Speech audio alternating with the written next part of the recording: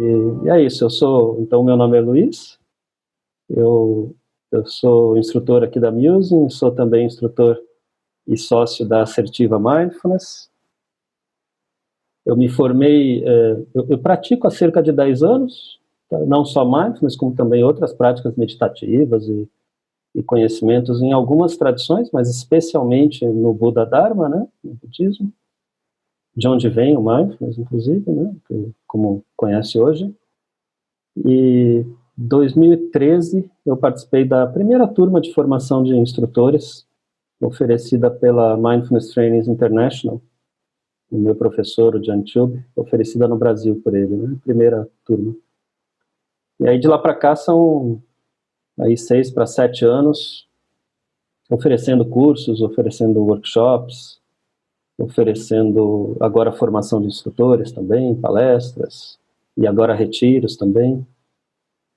E praticando, participando de retiro todo ano, às vezes mais de um por ano, desde retiro de um fim de semana até retiro de 31 dias. Nesse caminho aí, buscando, através do Mindfulness e de outras técnicas e conhecimentos de desenvolvimento pessoal, buscando esse caminho de estar íntegro e pleno aqui. Ivone, boa tarde, Ivone. E é isso, e acho que também talvez vale falar que hoje eu sou coordenador da AbraMind, da Associação Brasileira de Mindfulness, que reúne, acho, pouco mais de 100 instrutores de Mindfulness formados aí pelo Brasil todo. Uma turma bem bacana, né? Com esse objetivo de sempre manter e promover padrões elevados, padrões de nível internacional, de boas práticas entre os instrutores. E também propiciar troca e compartilhamento entre nós, né? Porque eu falo que não tem, dentro dessa profissão de instrutor de Mindfulness, não tem concorrência, porque o mercado de trabalho é a humanidade inteira, então cabe para todo mundo. E até a visão que na Assertiva a gente tem é uma visão a visão não é assim, ser a maior empresa da América Latina em Mindfulness ou qualquer coisa do tipo. A nossa visão, tudo bem, Rita? Boa tarde. A nossa visão é que um dia a gente nem precisa mais trabalhar com isso, porque todo mundo já vai estar praticando, cultivando e com um nível de consciência mais alto, né, de hoje, do momento, né, de cada momento. É isso, e aí essa ideia dessas aulas é realmente trazer um pouco, compartilhar com vocês um pouco desse caminho que eu fiz até aqui, de prática, estudo, aprendizado. Só na formação já foram 6 módulos, com 90 horas cada um, mais workshops e tal. Então, poder trazer um pouco e compartilhar, né? Então, claro, quanto mais tiver de vocês se colocando quanto a dúvidas e perguntas e comentários, melhor ainda, porque aí o diálogo cresce em riqueza. E também compartilhar algumas práticas meditativas, algumas técnicas mesmo para desenvolver. E a escolha do tema aceitação, como eu falei na semana passada, é porque realmente é um dos temas que mais suscitam possibilidades de equívocos, na minha visão. E a semana passada a gente trabalhou um tanto esse tema da aceitação, especialmente na questão de aceitação e busca do saudável, contextualizando como que todo esse conhecimento, esse campo de práticas e ensinamentos relacionados ao mindfulness, desde o início, desde 2.500 anos atrás, estão ligados com uma busca do saudável, sim, do saudável em nossa vida, e trazendo, né, contextualizando dentro da tradição tudo isso, e trazendo até esse ponto de que como é realmente uma busca pelo saudável, e não o saudável para mim, o meu saudável, eu. Não, é o saudável para nós, todos nós. O saudável para mim em relação com o mundo, em relação com os outros, em relação com todos os seres. Ser um impacto positivo no mundo. E então ele é muito diferente e corre-se um risco, né, às vezes, se a gente não entende esse aspecto do mindfulness que a gente chama sem julgamentos, né? Escolher prestar atenção ao momento presente como ele é, emoções, pensamentos, sensações corporais, interação com ambientes e pessoas, sem julgamento. Isso pode ser confundido e se tornar uma visão de indiferença. E não é. Justamente porque tem essa busca pelo saudável como pano de fundo e base fundamental desse trabalho todo. E nesse sentido, na semana passada também comecei a compartilhar um primeiro aspecto da meditação da paz, que é uma prática meditativa que busca justamente pacificar, equalizar, equilibrar o nosso contato com o mundo, que se dá através dos sentidos. Semana passada a gente fez os olhos, trabalho com os olhos. E hoje a gente vai fazer com os ouvidos, a audição. Cláudia de Uberlândia, tudo bem, Cláudia? Então essa é a base de onde a gente está partindo para hoje. Tá? Nessa questão da indiferença, esse sem julgamento do mindfulness, esse aspecto do não julgar, mostrando o quanto isso é diferente de indiferença, né? Para a gente começar a entrar nesse ponto, eu queria ler uma história para vocês, um pedacinho. Eu prefiro até ler do que contar, porque é bem interessante, foi já contada por outra pessoa, é desse livro aqui, do Pontos do Despertar. Olha só. Esse cara aqui, o Nangyal Rinpoche, ele é o professor, ele foi o professor do meu professor. Meu professor, o Jiang Chub, que é professor também, pelo menos da Conceição, que eu vi que está aqui, e de outros instrutores, de muitos instrutores, talvez mais de 200 no Brasil. Ele tem 40, 45 anos de prática e ensino de mindfulness e outras técnicas, e ele foi treinado principalmente por esse aqui, pelo Nangyal Rinpoche. Assim, o Nangyal Rinpoche treinou muitos professores, né? E esse livro, ele tem vários contos, várias histórias de alunos do Nangyal Rinpoche nas interações com ele. Como é que foi isso? Daí tem uma que é bem interessante para esse tema, que a gente vai trabalhar aqui. Bem, João, boa tarde. Eu queria ler só um trechinho aqui. A história foi contada pelo Lama Sonam Gyatso. Ela aconteceu em Lake of Bays, Ontário, no Canadá, em novembro de 1964. Eu ia nascer, acho que 11 anos depois disso. E, enfim, ele estava contando que ele foi viajar com o Rinpoche para o Canadá, eles estavam dando ensinamento em outro lugar, daí foram para o Canadá, dar ensinamento lá. Oi, Lia, apresentação anterior. Então, a gente tinha a prática meditativa mesmo. A gente vai trabalhar nisso, eu não tenho uma resposta pronta para você, mas a gente vai trabalhar nisso e eu vou te dar essa resposta. Se não hoje, a gente manda depois um aviso, tá? Mas de qualquer jeito, hoje eu vou retomar um pouco ela e dá para você ter bem a noção de como que é, tá bem? E, enfim, daí eles foram, esse Lama Sonam Gyatso foi junto com o Rinpoche, lá para o Canadá, e aí ele estava contando de uma tarde em que eles foram lá num lago, né, num dos lagos, e aí ele vai contando aqui, né, em uma tarde intensa, fomos até o lago, passando por um estaleiro, onde admiramos uma lancha branca grande, desejando dar uma volta nela. Sendo inglês, eu não tinha experiência alguma com canoas, e aparentemente o Bico também não. Bico é o nome que dava para o monge, para o professor, né?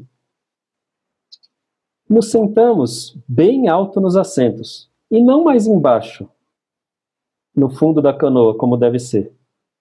Eu estava na proa e o Bico na popa. Remamos por um tempo, quando uma brisa começou a tomar corpo e a água foi ficando agitada. Então nos viramos para retornar à margem. E mesmo com o vento, não nos abaixamos mais na canoa.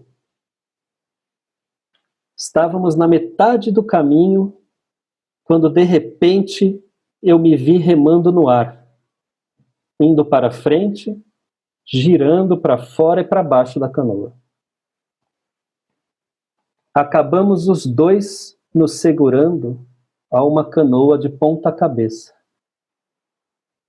flutuando em 150 metros de água gélida.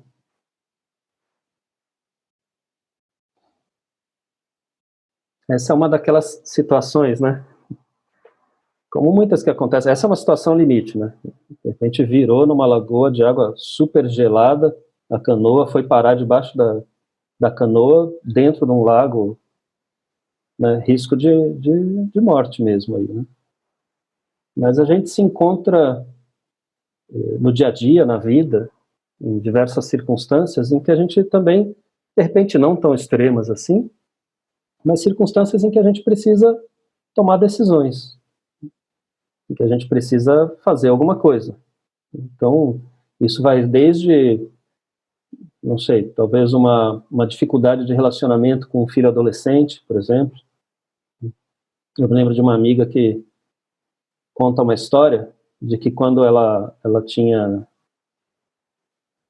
uns 16 para 17 anos, ou 15 anos, por aí, adolescente, que sempre, que a vida dela era um inferno, era uma loucura, era o tempo todo discussão e briga com o pai, principalmente, mas com a mãe também, porque ela queria fazer um monte de coisas, tinha um monte de impulsos e vontades, como adolescentes têm. Os pais, muitas vezes, colocavam seus limites, né? Nem sempre deixavam e liberavam.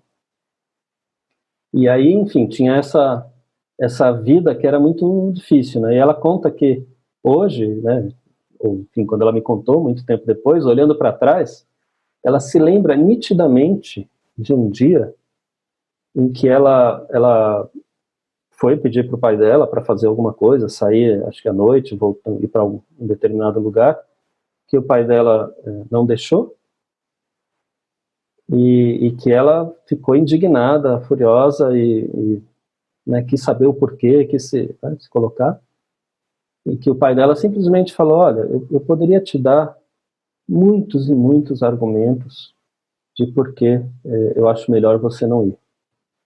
Mas o mais importante é porque eu não quero. Eu acho que não vai ser bom para você. E aí ela fala que ela se recorda desse dia como um dos dias mais tranquilos da convivência dela com os pais dela. Porque não entrou na confusão, na briga, né, não teve tanta agitação. Estava resolvido e pronto.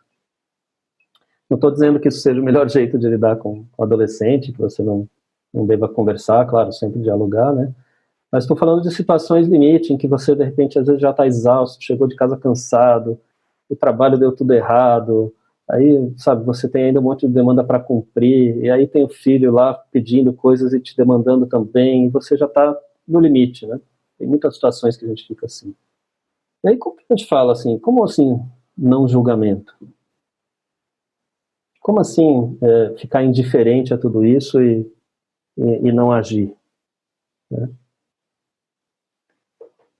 E aí entra para mim uma coisa que é uma nuance, mas é muito importante. Eu não gosto muito da tradição, dessa tradução não julgamento. Sabe? Então, escolher prestar atenção ao momento presente sem julgamentos, voluntariamente. Parece quase uma tarefa impossível, né? Eu entendo a utilidade de falar isso, sem julgamentos ou livre de julgamentos. Mas soa como algo que nós não fomos feitos para isso. Se você pega na tradição, em textos tradicionais, antigos, existe uma outra expressão que é bem interessante assim, para lidar com esse aspecto. Se fala muito, dentro do budismo, do Buda Dharma, em ter o contato com o mundo ou com a realidade como ela é. Você nota a diferença entre falar sem julgamentos e falar como ela é? A realidade como ela é ela inclui e abraça e abrange tudo o que está acontecendo, inclusive os seus julgamentos. Quando você vai treinar, fazer a prática meditativa, mindfulness ou qualquer que seja, vamos dizer que é mindfulness, né? Atenção e com a respiração, sentado. Então, legal. Estou aqui, sento, prestar atenção ao momento presente como ele é. Isso é uma coisa. Prestar atenção ao momento presente sem julgamento.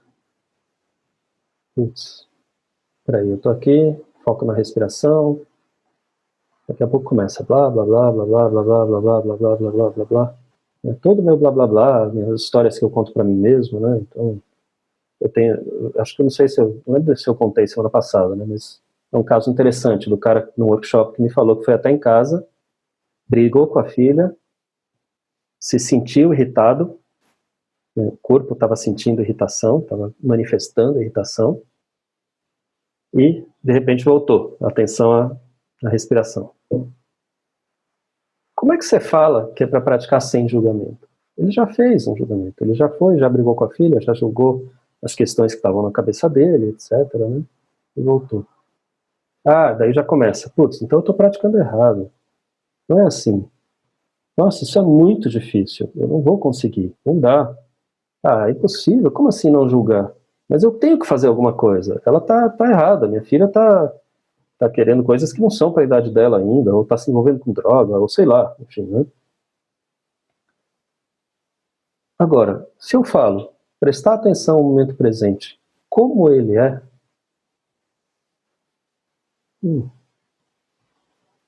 tá, começou um pensamento na minha cabeça, eu imaginei uma situação, uma cena, eu com minha filha, enfim, falando alguma coisa, eu ficando irritado, brigando com ela, eu senti a irritação no meu corpo, uma hora eu percebi que eu estava nesse processo, tomei a decisão de trazer a atenção para a minha próxima respiração. Se é prestar atenção ao momento presente como ele é, então está tudo certo, está tudo incluído. Entende? Todo esse processo meu de julgamento, inclusive, ele está abrangido e faz parte da prática. Não tem nada de errado. Qual que é um aspecto interessante nisso? Para que isso serve dessa forma para a nossa vida, para o nosso dia a dia, treinar desse jeito? Porque não é o fato de você repetidas vezes, dezenas e dezenas de vezes, perceber que você, entre aspas, se distraiu, decidir que isso não serve e retornar a atenção para o corpo vivo respirando. Não é isso exatamente, esse treino, que vai te desenvolver a capacidade, vamos dizer, de ter uma mente mais tranquila, de ter uma mente mais sossegada, menos agitada, com emocional menos agitado. Não é isso.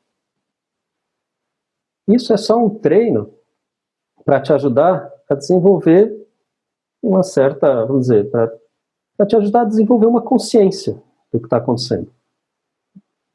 A perceber e a tomar consciência e a reconhecer toda a realidade que acontece, inclusive a sua realidade interior. Agora, durante o treino, quando você percebe tudo isso acontecendo, você não toma nenhuma ação. Você pode não agir. Porque, na verdade, você não está lá brigando com a sua filha. Isso é uma ilusão. Você está aqui com o seu corpo respirando. Então, o que acontece? Enquanto você está fazendo esse treino, em vez de você se mexer e coçar, e daí levantar, falar, não consigo mais, não está dando certo, eu não consigo fazer essa prática, isso é muito difícil, esse negócio de sem julgamento, de não dá e tal, e você agir e mudar tudo, você está se permitindo continuar repousando, continuar tranquilo no seu corpo, parado aqui,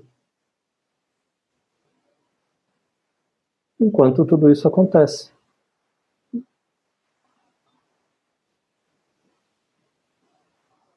E é esse aspecto, o aspecto de não agir imediatamente a partir dos pensamentos, a partir das emoções que surgem, a partir das sensações corporais, é o fato de você, ao sentir as sensações corporais que surgem, ao sentir, ao perceber pensamentos e ao sentir as emoções, continuar repousando.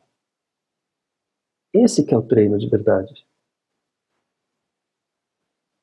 É esse repousar tranquilamente, ancorado no seu corpo, que vai permitir você, ao longo do tempo, perceber como o seu próprio corpo tem essa capacidade de, a partir de um relaxamento atento, acordado, se auto-equilibrar. Você vai sentindo, sabe, não sei se quem já pratica sabe, né, que de repente você está aqui, aí às vezes dá um puxão assim, ou você sente uma coisa aqui, que é o seu corpo se equilibrando, são processos energéticos do seu corpo se acalmando. E você está treinando, na verdade, repousar dentro de tudo isso. Não é tanto agora estou com pensamentos, emoções. Largo isso eu não quero, e volto para minha respiração, essa sim. Não faria sentido isso para a nossa vida. Não vai dar para a gente estar o tempo todo simplesmente repousando com a respiração, né? E ter que largar todos os pensamentos, todas as emoções, etc, né? Mas enfim, então você entende? Você vai desenvolvendo a capacidade de permanecer tranquilo, centrado, estável e atento com tudo o que está acontecendo. E é esse repousar na consciência de tudo o que está acontecendo que vai te permitindo aos poucos, talvez, ter uma mente menos agitada, um corpo menos agitado. Não é brigar e não querer que os julgamentos aconteçam. Tem um outro trecho bem interessante, eu tinha separado, não sabia se eu ia trazer ou não, mas como veio, é desse livro, do livro Respirando, o Modo Natural de Meditar, do Tartin Hearn. O Tartin também foi um aluno do Rinpoche, desse dos contos, né? E na página 78 do livro ele fala assim, um risco que a gente tem, né, durante a prática. Em vez de estudar pacientemente o mistério da formação de pensamentos, elas passam a ver a atividade mental como um inimigo ou uma distração da boa meditação. Esse anseio por um estado de tranquilidade e infinita alegria mental e corporal, enquanto ao mesmo tempo a pessoa se sente frustrada com os pensamentos que surgem, torna-se um preparo para o sofrimento. O grande yogi Tilopa disse uma vez para Naropa, em Mahamudra, Mahamudra é um ensinamento dos tibetanos, né, elevado a um estado, não há distrações, porque nenhuma guerra às distrações foi declarada.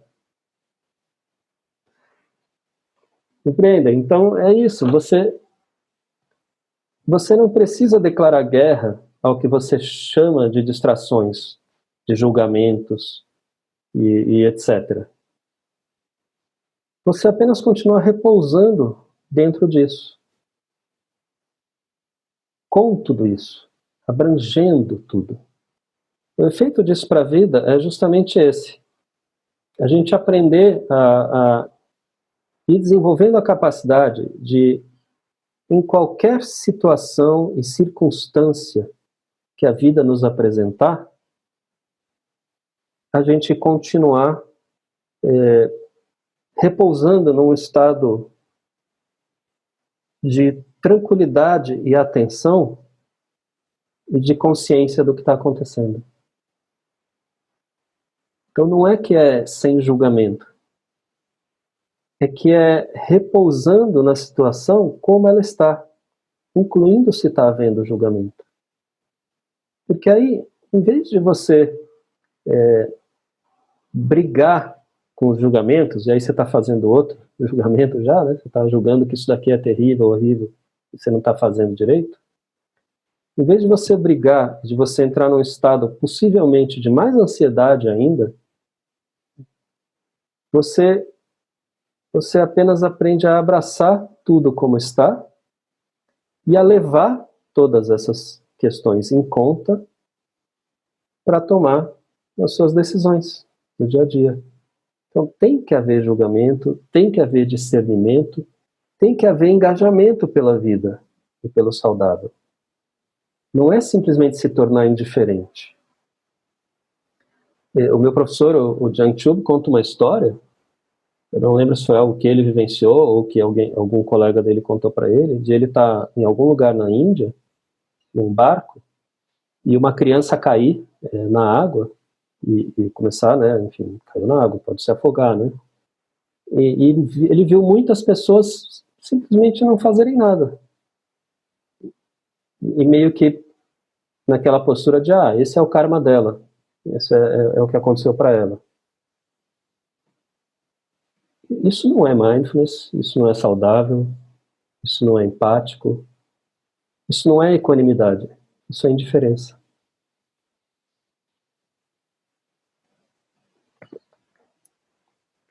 Equanimidade, que é a raiz de onde está esse aspecto do sem julgamento, ou do como é, ou a vida como ela é. Equanimidade tem a ver com um estado de equilíbrio interno, de forma que você não seja levado pelas circunstâncias.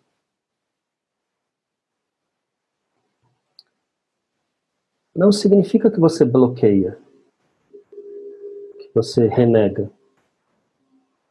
Significa que você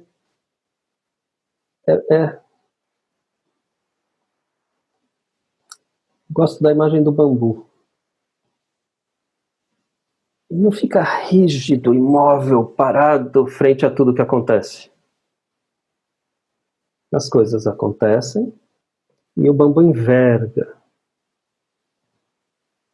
E depois ele volta para um equilíbrio. Se ficasse muito rígido, podia quebrar. Então é por aí, você sente a raiva, se for uma raiva, só que você tem consciência de que ela está acontecendo. Por exemplo, para mim pode ser que a raiva seja, sei lá, travar aqui o maxilar. Para uma outra pessoa, para algum de vocês, pode ser que a raiva se manifeste muito mais como um aperto no peito, ou como uma musculatura das pernas contraída. Como você está treinando reconhecer o mundo como ele é, e não tentando bloquear julgamentos, bloquear, né, eu não posso nunca mais ficar com raiva, né? Então você reconhece esses sinais acontecendo em você, na prática do dia a dia. E aí, se você está em qualquer lugar, em qualquer momento, qualquer circunstância, e isso acontece, como você está treinando aceitar, reconhecer tudo como é, aceitar e olhar para tudo isso sem indiferença. As coisas acontecem, você se manifesta, há julgamento, há raiva, há tristeza, há tudo.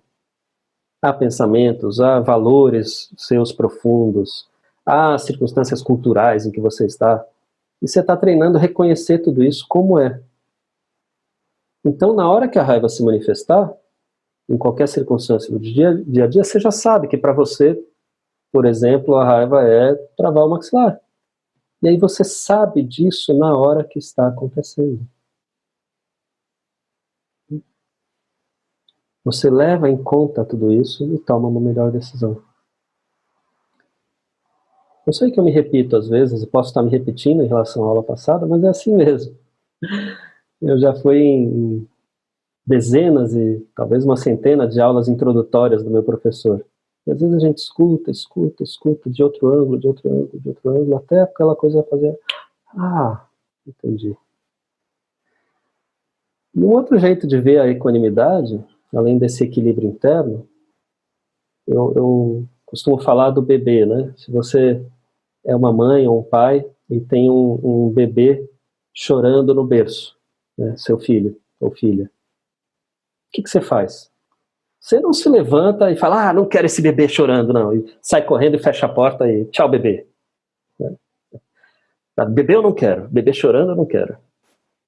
Então, não pode ter julgamento, não pode ter... Né? E você também não vê o bebê chorando e se joga no chão e começa a gritar, chorar e se esgoelar junto com o bebê. Isso também não faz sentido. Certo? Ou seja, pegar carona e se tornar o seu julgamento. O que você faz? Você pega o bebê, pega, e olha para ele. Olha.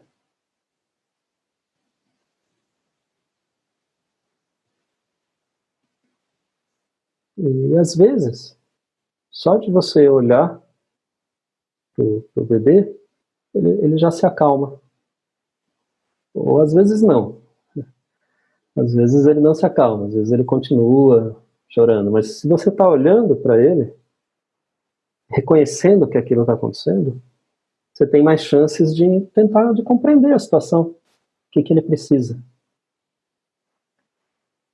Então esse termo sem julgamento, ou como ele é, que eu prefiro, né?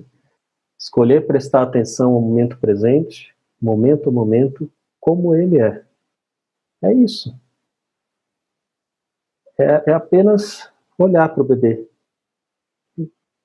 Agora veio um julgamento, agora veio uma emoção atrelada a um julgamento, agora veio uma sensação corporal, uma dor em alguma parte do corpo, que me trouxe irritabilidade, esse tipo de estado emocional, que propiciou certos pensamentos desagradáveis. Eu estou olhando, estou tomando contato. Então não tem absolutamente nada a ver com indiferença. E isso se aplica muito fortemente a aspectos emocionais também, que é o tema que vai ser do nosso próximo encontro. Aceitação e especialmente a questão da inteligência emocional, com base em tudo isso que a gente já tratou, né? Da busca do saudável e do abarcar e abranger a realidade inteira do jeito que ela é, em busca do saudável, em vez de achar que você tem que bloquear o que aparentemente você acharia não saudável.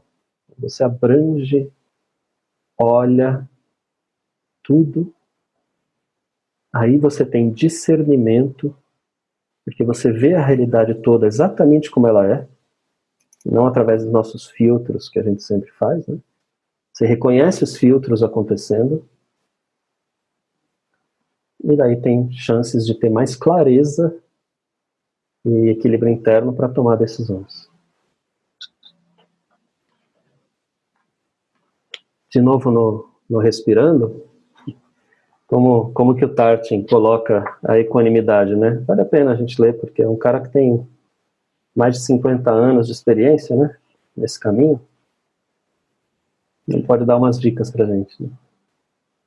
Aqui ele fala especialmente da prática meditativa, mas vale para a vida, né? Ele coloca assim: faça uma revisão do grau de tranquilidade, de calma. Desculpa, estou lendo outra parte aqui, ó. Outras palavras para equanimidade são mente equilibrada ou serenidade. Essa para mim é a palavra-chave. Neste estado, não seremos perturbados pelas preocupações, elogios e difamações, prazeres e dores, perdas e ganhos, fama e escândalos.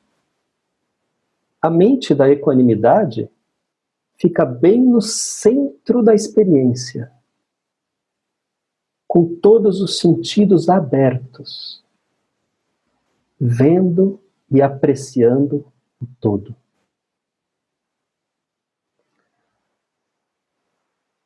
durante a revisão da sua prática, ou do seu dia, ou da sua vida, pergunte a si mesmo quanta equanimidade, mente equilibrada ou serenidade estava presente.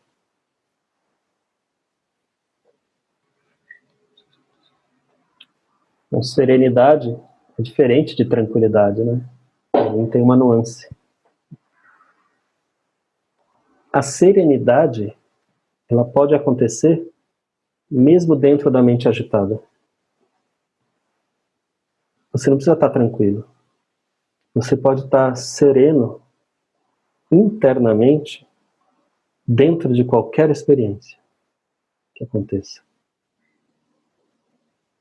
Sem necessidade de ação imediata.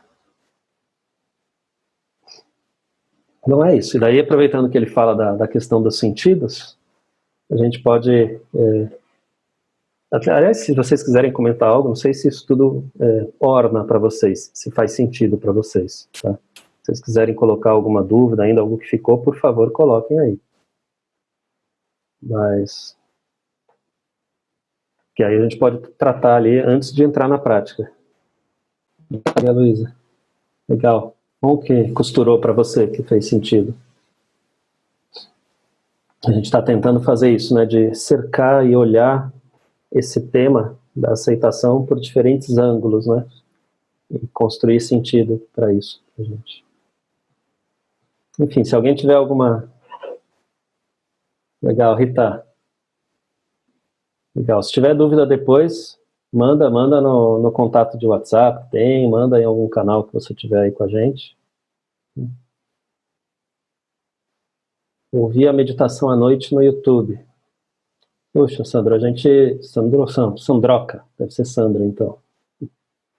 A gente é só ao vivo mesmo, né? A gente não está, por enquanto, pelo menos, disponibilizando a meditação para depois.